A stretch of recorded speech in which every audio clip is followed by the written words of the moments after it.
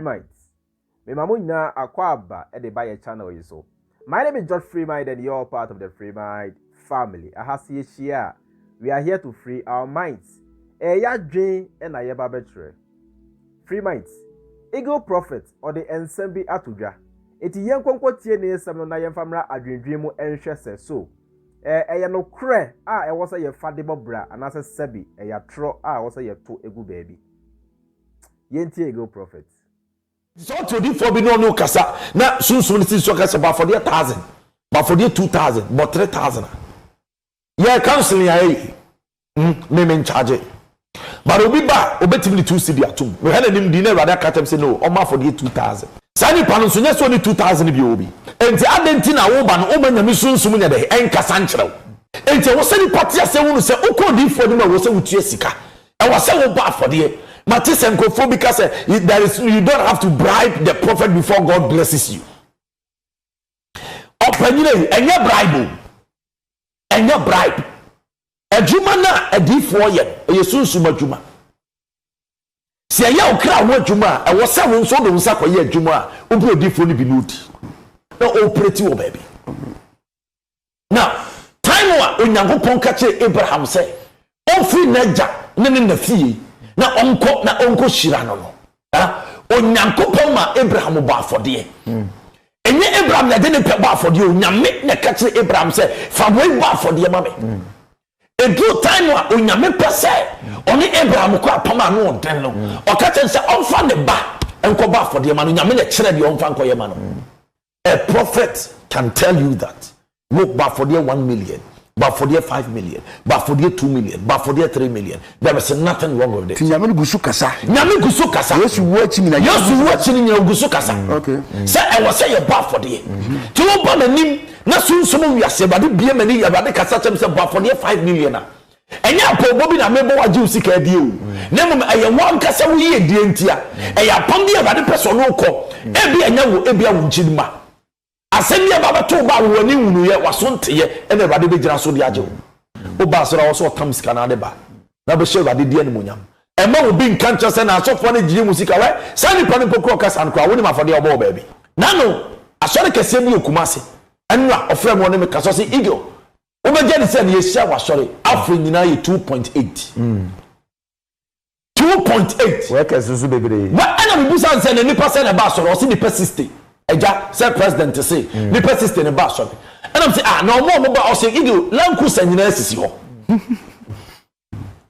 Land Cruiser nyina asisi ho Benz nyina asisi ho and so you can offer na 2.8 200 cedis and 80 Ghana and send you we go for me team ama na kwa yo mo say ni kwa so mo ba for asoro mo ba for the bi because asofo ne beto car asofo ne mo ba kwa abruchiri enti saade me woni team na wo ya sanso a ene nyame so se e ya asori sika no ene hwa asofo bebre a sofo kanya ne kure nyame betimi afa so aye nsenchene ama me cameraman oba na bi okreska e bi aba $700 million no dia brew se papache sa $700 million no enya asori sika de nyame afa no so de hyira me no ena me nsa asum ena me nsa aka ena me sum de ye de mpesa me de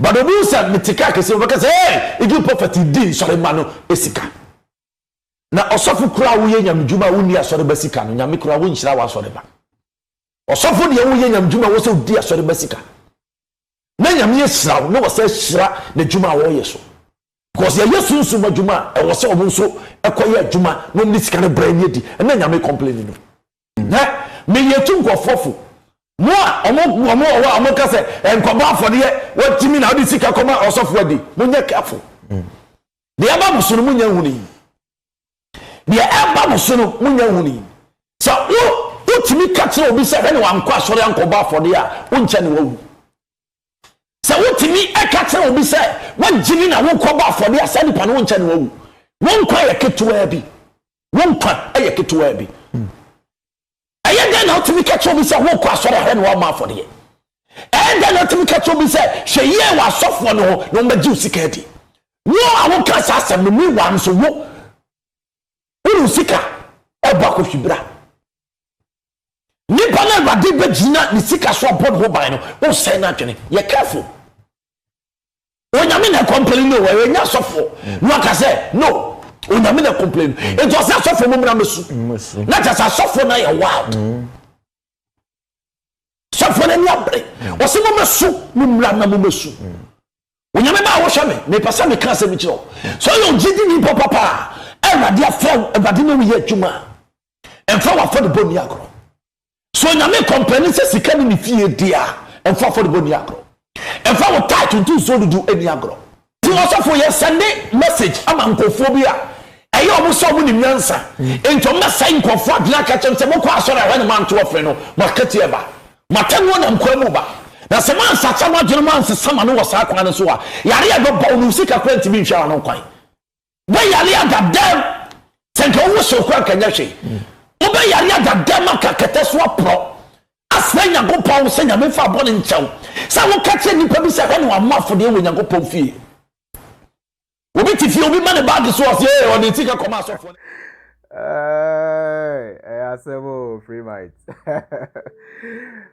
Anyway, yetie Eagle Prophet ono ankasa na numu ensem na menua Kristo ni menua ogidi ni a wotie me hwe se me betena ha na se me so camera se me so a sebi enye se me ba bedadaw ana se me ba beto emfuturo bi egu wani na emmom no kre asori no enkanchiro no kre modifo ene masofo no enkanchire wo no saa no kre no ena me betena ha me ba be ka kire wo menua on se sa o kan wo Bible no kra mo Yesu Kristo na anase mo Bible na oka se ode ma kwa enti monso momfa makwa Bible num mo na mo se Christianity kra say mo pesa mo kire ye se Christianity kra mpo no enye religion eye way of life eye abrabo bia akwakwa se udi Jesus Christ anamo echi very good magiatum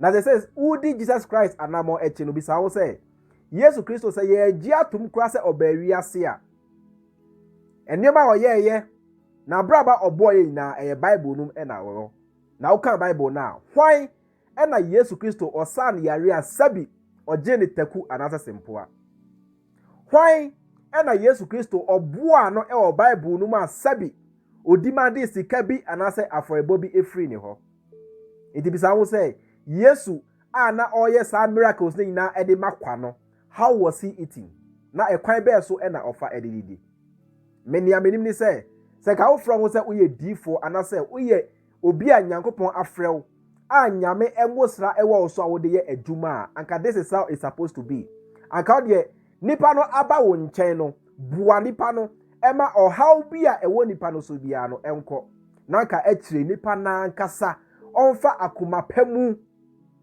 emra wo nchen emeda wase enka se sofo meda wase se enam wo so me haw nyina afri me so enti mekuta mensam ebia 1000 cedis mekuta mensam ebia se sofo je na wo nso fa boa wo ho anase fa boa nyame adwuma that is how it's supposed to be enso enedie entisa enedie ansana obekwa osofo anim akwakwaka wonsem ache no krampo no just a wutia consultation fee since when did pastors become doctors and na on say na or try say or play fear and intimidation tactics say ye no ma ye ka kire mo say e ma mo nkwa asori nkwa nkwa for any na just say your life your short you Eagle Prophet ye da wase your life your short why wo say wo de ubenyi up to 1000 years and I say wo de unwuda wo be kire buo memetia no da bia me ka say men pray and kwatintin for anything. I want to leave a legacy. I want to have the quality of life and not the quantity of life. Me enkwatente nya dia me pray. I want the quality of the life that I will live here on this planet. Me say me Bob Bradley level bia. Mewu akobat. Posterity will come and hear my name. Posterity will come and be proud of the good deeds that I did before I died. Matimasie. Enti se me de bia me ka se on say ono aka say osofo ana say odifo de e wo say wudi wasore ma esika perfect eno kra kire wo a wutie mi o Kristo ni ogidi ni eno kra kire wo a wutie mi say sika na wo de ma wasofo sika na wo de ma adifo sika na wo de ma asore no enye Nyankopon bi e na wo de ma no na wo de ma osofo say onni Sabi wo de wudi a enye ye. Sabi wo de so use saa sika no edisi edan no bi ema ho a enye ye. Sabi wo de so ofa saa sika no edi business bi a enye ye. O de car no utobi a enye ye. Eti ofa sika no na o de akoma wo sofo anase odifo se onye onni ema wo de wudi a sabi wo de wa no ya pam akatum a wo de wudi wa osika enye ye. So I want ono enya mempo na meka ono aka to sika na wo de bre omo no omo na edi enkonya me bia ho me nua mo ni na ho why all the money you give to these pastors, all the money you give to these churches, you are not giving it to God, you are giving to the men of God to spend for you. You are giving to these men of God to chop for you. Nyankopon se ohompo a oni bank account. Nyankopon se ohompo a ohia usika omisa ohwe. I don't think so even in your own household do you need to give your father something before your father knows it is his responsibility to take care of you. Do you need to give your father something before your father buys you something? Do you need to give your father something before your father take you to school? Do you need to give your father something before your father provide food for you to eat? Enti yeni pampo with our small intelligence. Si eni mu say ensesa yetna ho ema ye bibi ansa na yehu se yasede se yehwe ye ma. Ask yourself say how much more the heavenly Father, how much more Papa and I say Nyankopon a obo humanity Nyankopon a yehu yehu say ye ne ma. Ono e na say ye pa bibi e hye ye nsem ekoma no ansa na omoa bia o de aboa ni ana. Menua e scam. E scam what mu ani na ho. No say ego prophet esa make point bi kra say e say o ba asori na etomre bia ebia say o masika kra Nyankopon ho nkonkoro to make a kire ne say ebia onka kire wo say afore no da bi we so enti boni say ana say wo ankasa say o ba asori ho a eya ama ho nkonkoro no enkasa kire na wo hu how much you are supposed to come and give to him, the prophet, the pastor or the church. Ena baby no osaka say ye no ma yen yes aka kire mo say e ba bombo afore no ye no your life e short it be say wo say nyame ena e kasa kire wo say ebia kwadwo abna anasa kwaku asori na wo kono fasa amount we ekokoma odifo na wo kwakohu no na me kasa obetie me free mind me kasa obetie se Nyankopon ampa ena akasa gu wasum ama wate nyame ne se nyame se for 1,000 cedis ekoma eagle prophet major free mind. If I tell you say don't take or send that 1,000 cedis to eagle prophet, are you going to listen to me? Untie me eno kredi adanse say enye nyame bi na kasa kire nipa nyame bia ni ho kasa kire obia ya kasa ye nyansa ya kasa ya dwen ya kasa ye free will ena ye de ye enioma ye no ye free will ena ye de ye enioma ye no menuanom muani na howate sika no modi ama omo adi ache dodo on se waka o se o ma le di sika no modi sika ma work for your hard earned money modi ama omo adi menua ba menua bema. This is the time I want so e was say otena se eye bibi ema ho so for obie company a enya odia osi dan a enya odia otoka a enya odia da chi bi so oni ho a enioma owo nyina no eye ne ma edia nti bi sa wo se won so se da chi bi se woni ho a edie japade e na watimi aye eja wo ba da chi bi se woni ho a won so are your children going to be proud of you as a father? Are your children going to be proud of you as a mother? Say you laid a very solid foundation for them. Many are money that ho me da bia meka na me say sisu biem say yen time wo som and I am not in hold or control of your life. Obetena ha eya emabo mfumi anase obehwe me a emabo mfumi say I am destroying the church or preventing you from going to church. Baby, your life is in your own hands. So obekwa sorry na eya wow choice meant me in season na meant me season na emom ni am pesa me catch on say money na ho menua money na ho na omo abu mache menua ebia enne ensem a me catch on no wonti ase but minim say dabi obeti mase. There's nothing like nyame adwuma and I said there's nothing like affordable scam mama chrew. So person obo afore mpo a this is the right way say obebo afore give help, give that money to the poor, those who truly need it. Oma almost said that ehia sa sika no omo ase omo enya sa emwa na sebi omo ewu. Those are the people you are supposed to help. And nothing as all kind of Bible no crampo a enioma mu Yesu Kristo no say obawi asempo a enioma obekire nyina was love. O say won tade mienu na say unua enibia fa ba ko ema no wo aduane na say ekom de unua ma ne bi ni enioma obekire nyina was how humanity will live in peace and in love with each other. But ene no masofo no adane no e na omo ebu mo menu amoni na ho Christianity in free nyame Bible e nipa na troy enye nyame bi e na inspire nipa se nipa ntro Quran no sa Islam sa na emom what you are supposed to do as nipa as human beings on this planet is to be good to each other, is to love each other and make this world a better place, not only for ourselves but for the unborn generation. You see, and penny for I can't be say a word to the wise is enough. Meaning, say, I cry a making you ankasa over dream home. Now, be who say, George Freemind, a brandy, a small working, and no correct. Poverty and ignorance is the worst disease to ever afflict humanity.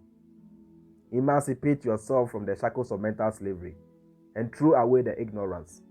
And as you can also amodema, as for any church, say, save that money to improve on your own life and on your own self.